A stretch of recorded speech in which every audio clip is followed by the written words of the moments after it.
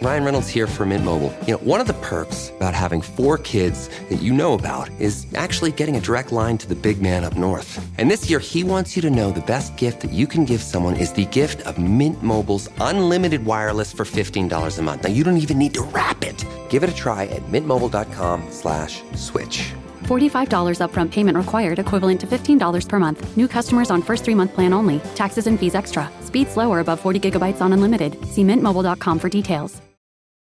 This episode is brought to you by LifeLock. The holidays mean more travel, more shopping, more time online, and more personal info in places that could expose you to identity theft.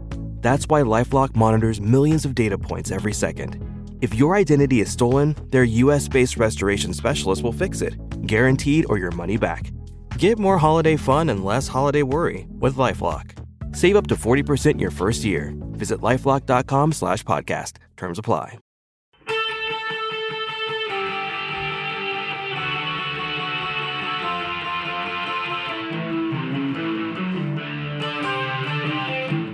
This is the Daily Blast from the New Republic, produced and presented by the DSR Network.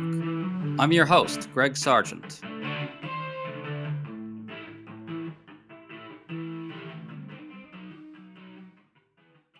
Donald and Lara Trump are making it clear. Retribution is coming. On Tuesday, Donald exploded with fury at Judge Juan Merchan after he refused to dismiss the hush money conviction of Trump in Manhattan. Trump also filed a deeply frivolous new lawsuit against Iowa pollster Ann Seltzer for getting her pre-election survey wrong, suggesting more bullying of the media is coming. Meanwhile, Donald's daughter-in-law, Lara Trump, suggested in a striking interview that Kash Patel is being installed as FBI director precisely for the purpose of carrying out revenge for Trump.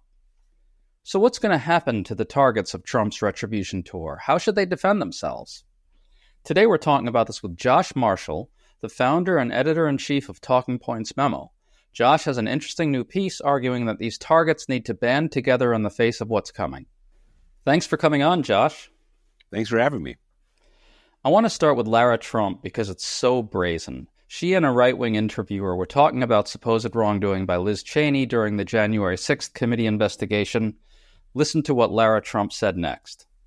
This is just the beginning, Benny. If you think this is good, wait till Donald Trump gets in there. Wait till Kash Patel gets in there. Wait till Tulsi Gabbard gets in there. Wait till these people start shining a light in all the dark places that the Democrats and the establishment never wanted us to go.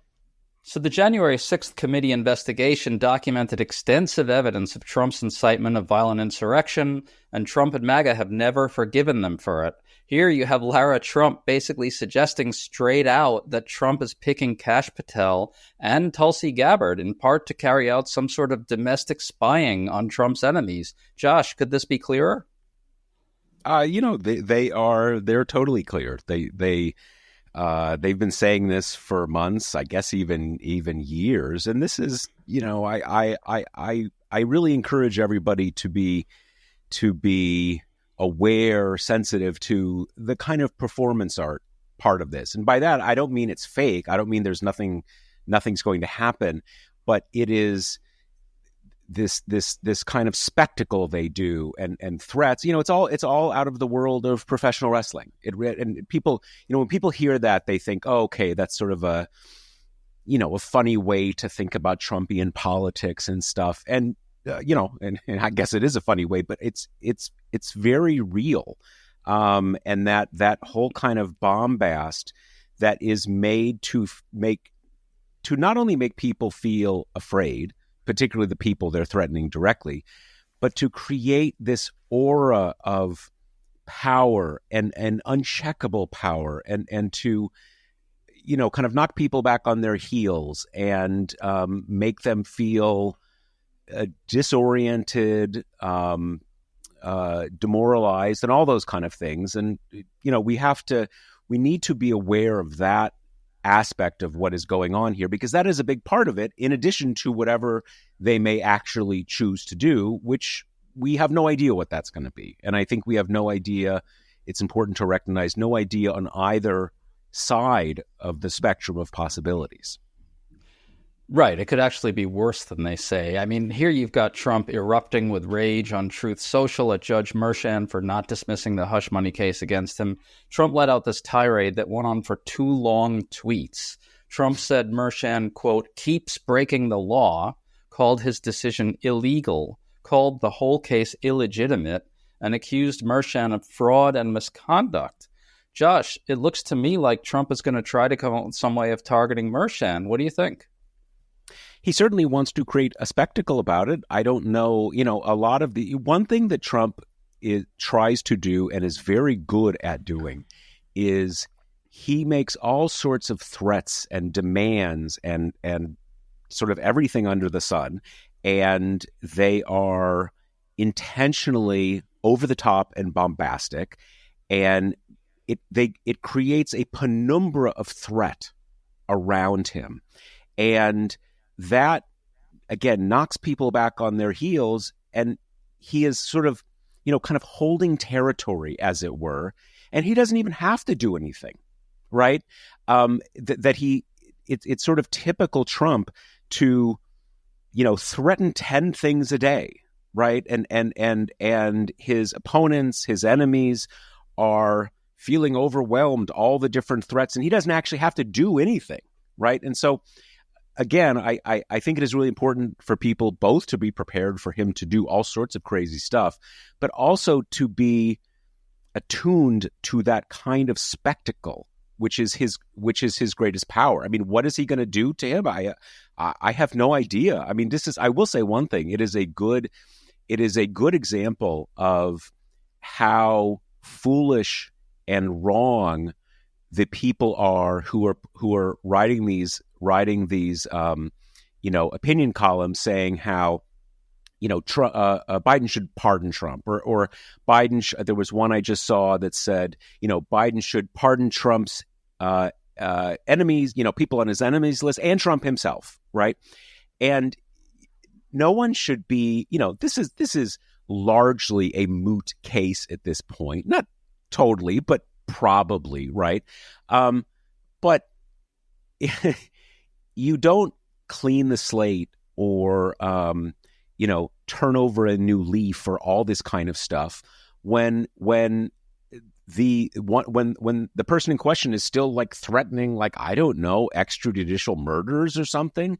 It's just preposterous. So you wrote this piece arguing that targets of Trump's retribution tour need some way of banding together here. I want to get to the bombast side of this a bit later, but for now, taking the threats extremely seriously, as you do in your piece, this comes as Trump filed this lawsuit against Pollster and Seltzer for putting Trump behind in Iowa, whereas Trump won there. This is a real lawsuit, and it's clearly all about putting people in the media and polling on notice that they will face real legal harassment if they anger or criticize Trump. So your thought is for a kind of clearinghouse where donors can chip in to support the legal defense of people who face this harassment so they're not alone. It sounds like a pooled arrangement. Can you talk about why this is necessary and what it would look like? Yeah, and to be clear, I'm a lot of people have suggested something like this, and the idea is that you create some sort of organization, probably a 501c3, that can collect money, both small donor money and big checks, and create a big pile of cash so that people who are threatened by Trump, whether it's his private lawsuits or Kash Patel, kind of harassing people with the FBI, whichever those things are. So those people do not have to face, let alone potentially going to prison, but, ruinous legal bills and stuff like that. So again, and a lot of people have proposed something like that. I think it's a great idea. I'm really hoping people who are kind of in this line of work will come together and start doing it. So you start with an idea that there is resources, legal resources, money resources that each person who gets targeted, this organization can swoop in and say, hey, don't worry about the legal bills. We got it, right? We're all over this. We got unlimited money. We're going to fight this, et cetera, et cetera, et cetera. There's a lot of people who've talked about that. Great idea.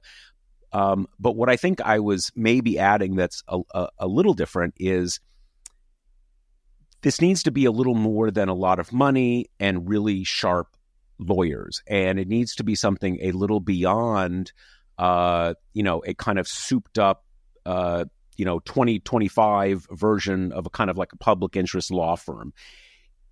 I mentioned before, Trump has this way of creating these penumbras of fear and menace and confusion around these threats he makes, around these lawsuits he makes. As you said, he did actually file this lawsuit. For someone who has Trump's resources, filing a lawsuit, that's the easiest thing in the world, right? You can file it and then kind of unfile later, doesn't matter. But what this does is, in addition to, what lawyers and Seltzer might have to hire, what this does is it is intended to create this moment for people where they say, wait a second, you can't do that. You can't sue a pollster. That's crazy. And yet he is doing it. So it creates this kind of, climate of confusion, and like, you can't do that, but he is doing that. Do no rules apply to him? It creates, again, this climate of fear and confusion and helplessness. And when I said before about be attuned to the spectacle, I'm not saying it's a spectacle, there's nothing real. I'm saying there's two very real things, and to think about them each as real things that need to be countered. And so in addition to the money and the lawyering, what I think you want is every time this happens, you have an organization that can swoop in and say, yeah, nope, that's not how it works. And that is total BS. And look, you want to do it. You want to humiliate yourself and want us to make fun of you. Great. Tell us when the court date is. We've got limitless money. We can't wait. And in addition, do what Judicial Watch used to do kind of back in the Larry Klayman days. And I guess they kind of do it with who that new joker is, who they got, which is fine. They sued Ann Seltzer and they're doing this. Man, hit them with a million discovery things, get creative lawyering. Said, okay, you're suing. Well, clearly we need to look and we need to, investigate. We need all the data about your Iowa campaign. And what communication did you have with Lara Trump? And this is a world of professional wrestling. This is when you've got the one wrestler tearing off his shirt and flexing his muscles, and I'm going to do this and do that, and the other guy doing the same. Only too often in this world we're in right now, it's just Trump doing that. And there's no other side doing the same kind of taunts and all this kind of thing. And that may seem kind of silly and childish, but that is the language of the politics that we are in today. And people who don't like what Trump is doing to our politics, don't like what he is doing on everything he is doing, need to be able to talk in that language. And they're not doing enough of it now. And I think I want people to start thinking in those terms. With the election of Donald Trump, staying informed is more important than ever, and we're thankful you've chosen to listen to the DSR Network. Through the turbulent times ahead, we will continue to provide the insightful expert analysis on the issues that matter most around the world. We ask that you consider becoming a member to support our effort to provide you the best content possible. DSR members gain access to an ad-free listening experience, exclusive members-only segments of our shows, our members-only Discord community, and more. Use code HOLIDAY25 to get 50% off of your membership subscription at thedsrnetwork.com/buy. That's code HOLIDAY25 at thedsrnetwork.com/buy. The DSR Network will evolve in exciting ways in the new year, and we hope you'll join us.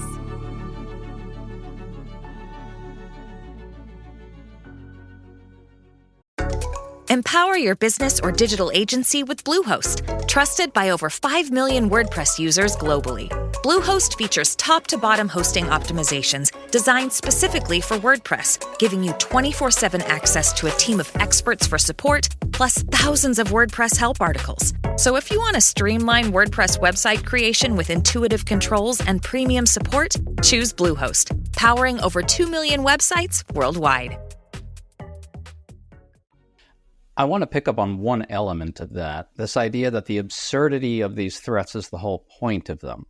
The basic idea is to put everyone on notice that Trump can do this, even if, or especially if, it's completely baseless. That's the whole point. He can do it no matter, even if it has no basis. It's essential, I think. It seems like a superpower. Right. It's in addition to sort of flexing, it's also essential to kind of trying to terrorize everyone into watching their step a little more, refraining from criticizing Trump or aggressively reporting facts about his presidency. I mean, if he can sue a pollster, well, he can sue me for quoting him accurately. I better be careful about that, right? And I want to add that you can actually see Donald and Lara Trump basically flaunting the absurdity of their threats in the two examples that we highlighted earlier. They're exactly reveling in it, right? I mean, yeah, no, again, it's that penumbra of threat that, Lara Trump, I couldn't, I watched that video and, you see Benny Johnson, you see Lara Trump, and, for a moment, I was trying to understand what this great crime that Liz Cheney had done. And obviously, there was a point of diminishing returns because it doesn't matter what they're saying. It's just, again, in the world of professional wrestling, they have words to talk about this stuff. It's talk and bombast. And they never have to follow through on any of that. And again, I'm not saying that they won't do anything dangerous or damaging. It's that they can worry later what crime Liz Cheney has supposedly done. It's talk and menace. And that is that's the world we're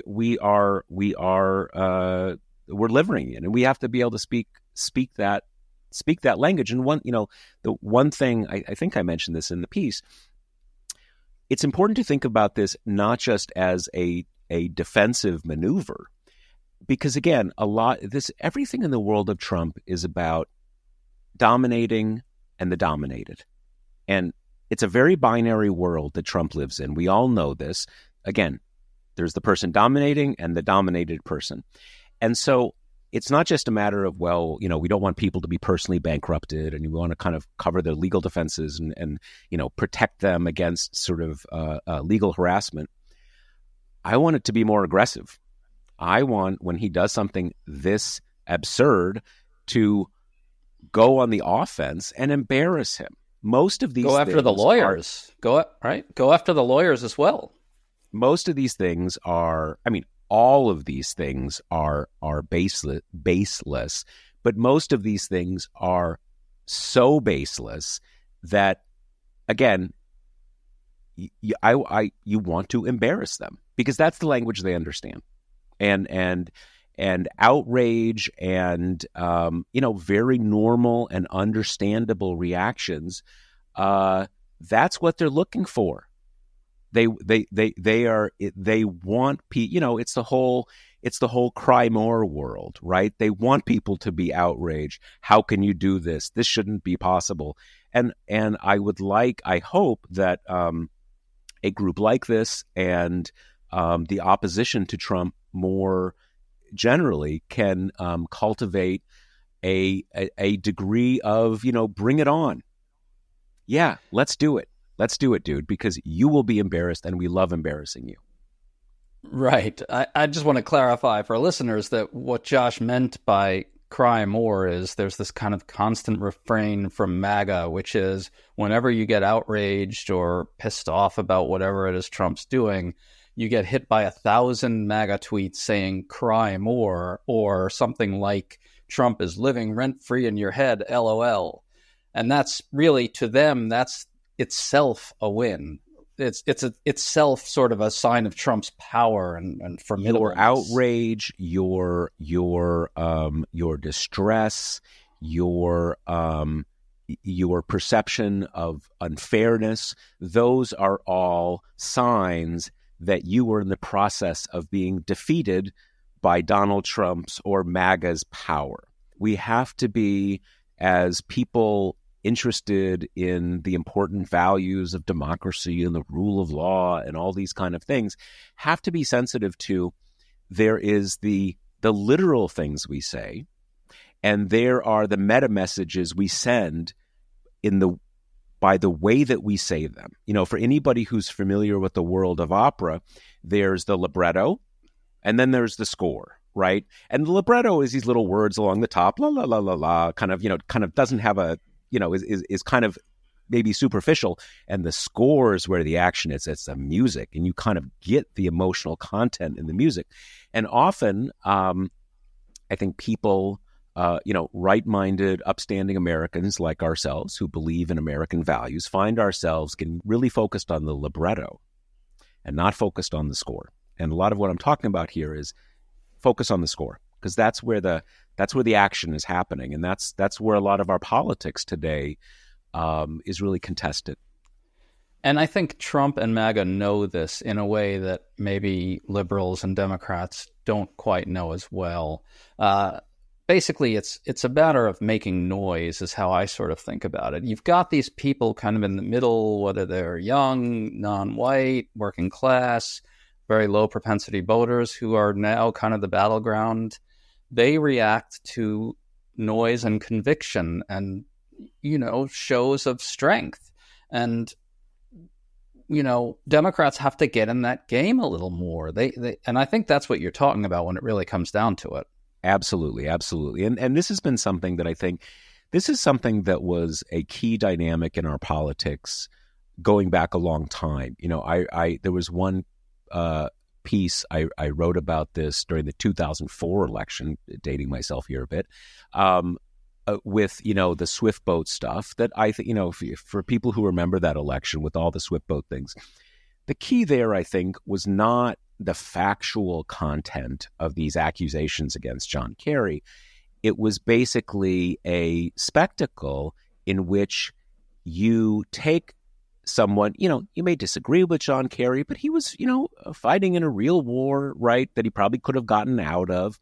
And you take something like that and you attack him as a coward and a liar, and you create this spectacle where look, in the language of gangsterism, in the language of power, if you hit someone and they don't hit back, we know the gendered language that's about. I hit you and you can't hit back. I'm powerful, you're weak. So exactly, this is something that goes way back in our politics. Trump put it on steroids, where everything is about that now. So basically, what that really shows is if we can get away with punching John Kerry in the face and he's not going to punch us back, how can you trust him to be president? And so another thing worth pointing out about it is that this sort of terrorizing is designed to make the targets feel defenseless and alone. Really worth stressing that the Trumpists don't have to prosecute people to pull this off. They don't need grand juries or judges. Mere investigations will compel targets to spend potentially years and enormous resources defending themselves. And that's what Lara Trump is saying in that clip. She's saying, you better be ready. We're going to start poking around, and you're going to find your legal bills going through the roof. You better damn be careful. And so that itself, I think, will chill criticism and dissent. So I think your idea, or the idea, of a collective fund is critical to maintaining a real opposition to Trump as well. Yeah, no, and again, I want to be crystal clear that when I say there may never be a case, I'm not saying there's nothing to worry about. I'm saying that what this is not fundamentally about putting people in jail. Putting people in jail may help them get to where they want to go. It's about creating a country where everyone is cowed. And there's lots of ways you can cow people.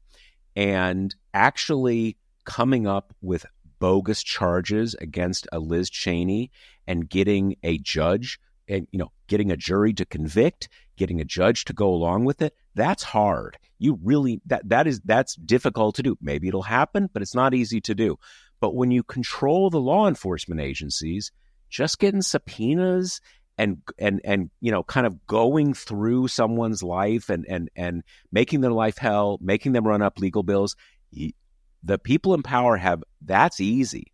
And theoretically, a sort of target can go to a judge and say, I'm being harassed. But man, that is such a heavy burden. That's never going to happen. So it is, we need to think big picture. What is the big goal here?